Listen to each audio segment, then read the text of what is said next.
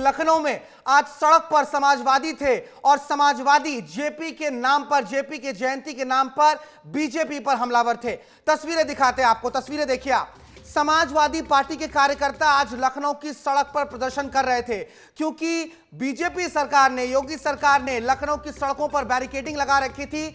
Samajwadi party प्रमुख अखिलेश यादव को JP NIC जाने से, जयप्रकाश नारायण सेंटर जाने से रोक दिया गया। पिछले 2 साल से लगातार समाजवादी पार्टी मुखिया को जेपी की प्रतिमा पर जेपी एनआईसी में जाकर माल्यार्पण करने से रोका जा रहा है। सरकार का कहना है कि जेपी, ये तस्वीरें देखिए आप, 3 शेड लगाकर वहां पर आगे जो है पूरी घेराबंदी की थी। इसके पीछे भी वजह है क्योंकि पिछले साल इसी गेट को फांदकर, कूदकर समाजवादी पार्टी मुखिया अखिलेश यादव पहुंच गए थे अंदर, माल्यार्पण किया था, तस्वीरें वायरल हुई थी। लेकिन इस बार तैयारियां पूरी पुख्ता थी। बाद में अखिलेश यादव बाहर निकले अपने घर की, ये तस्वीर हम आपको दिखा रहे हैं, 11 अक्टूबर 2023 की तस्वीर देखिए आप।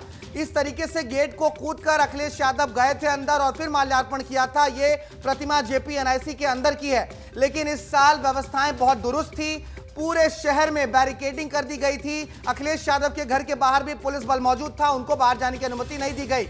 इसके बाद अखिलेश यादव अपने घर से बाहर निकले, अपने तमाम समाजवादियों के सामने उन्होंने माल्यार्पण किया। घर के बाहर ही उन्होंने जेपी की प्रतिमा पर माल्यार्पण किया। वो तस्वीरें भी हम आपको दिखाते हैं।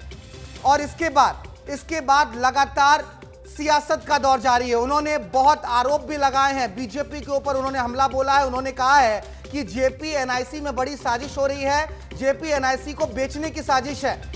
ये तस्वीरें देखिए आप, 2 तस्वीरें। एक तस्वीर आपको दिखा रहे हैं पिछले साल की, जब वो दीवार को, उस गेट को कूदकर अंदर पहुंचे थे जेपी एनआईसी के परिसर में। लेकिन आज की तारीख में तस्वीर देख लीजिए, बैरिकेडिंग की हुई है, 3 शेड लगाए गए हैं। बीती रात समाजवादी पार्टी मुखिया वहां पर पहुंचे भी थे अखिलेश यादव, लेकिन उन्होंने कहा था जो अब आप हमें कब तक रोक सकते हैं। हम आपको 2 बयान सुनवाते हैं। आज अखिलेश यादव जमकर बरसे हैं। नीतीश कुमार को भी उन्होंने जेपी के नाम पर आह्वान किया। क्या कुछ कहा है उन्होंने इस मौके पर, सुनाते हैं आपको।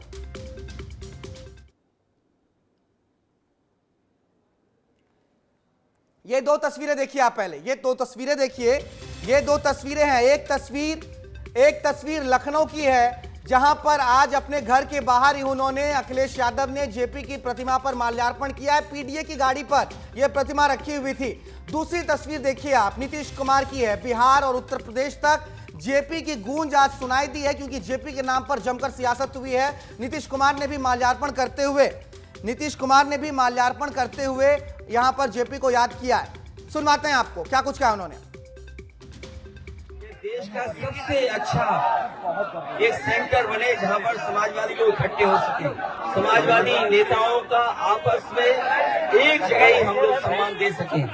लेकिन इस सरकार ने जानबूझ करके उसको रोका है और साजिश ये है कि ये वर्ल्ड क्लास जो बिल्डिंग बनी है उसको बेच दिया जाए, क्योंकि ये सरकार बेच करके लाभ लेना चाहती है। बिहार के मुख्यमंत्री जी भी है समय समय पर, जननायक जयप्रकाश जी, उनके बारे में वो उन्हीं के आंदोलन से वो निकले हैं।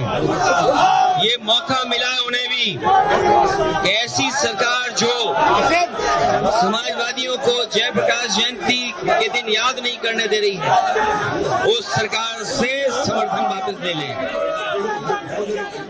तो लखनऊ में आज तस्वीरें गहमा गहमी की रही हैं। सीधे लखनऊ ही चलते हैं। हमारे सहयोगी आदर्श सिंह लखनऊ से हमारे साथ जुड़ गए हैं। आदर्श, दिन भर आज इस तस्वीरों को आप देख रहे थे, दिन भर लखनऊ की सड़क पर सियासत हुई है, जेपी से लेकर बीजेपी तक तमाम बयानबाजी हुई है। लेकिन सवाल यही है आदर्श कि जेपी एनआईसी आखिर जाने क्यों नहीं दिया जा रहा अखिलेश यादव को पिछले 2 साल से?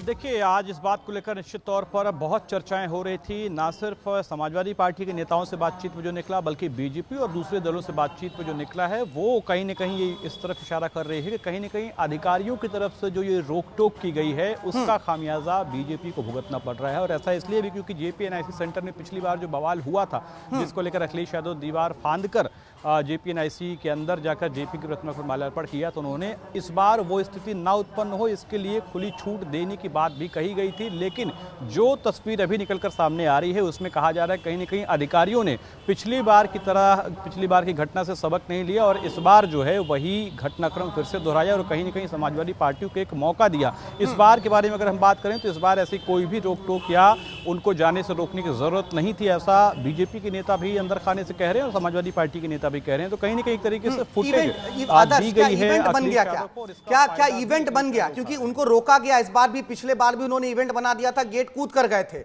इस बार उनके घर के बाहर बैरिकेडिंग हुई, आज तड़के सुबह से ही पुलिस बल वहां पर पहुंच गए थे।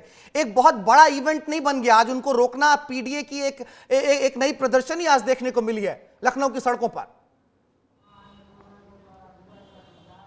बिल्कुल भारत, और इसमें आप यकीन मानिए कहीं ना कहीं इस इवेंट को बनाने में सबसे बड़ा श्रेय जो जाता है वो बीजेपी सरकार को ही जाता है। और ऐसा इसलिए क्योंकि अखिलेश यादव को अगर उन्होंने खुली छूट दी होती, माल्यार्पण करने में ऐसी कोई रोक टोक नहीं थी, अगर माल्यार्पण करने के लिए खुली छूट दी होती तो शायद ये स्थिति उत्पन्न ना होती। लेकिन जिस तरीके से सुबह से ही, कल रात से ही बल्कि पुलिस बल जो तैनात किया गया था और रोक टोक करनी शुरू की गई, उससे कहीं ना कहीं पीडीए ने इस बात को भुनाया, इस मौके को भुनाया और उसी का नतीजा ये है कि पूरा मसला जो है वो इवेंट के तौर पर देखा जा रहा है। भारत।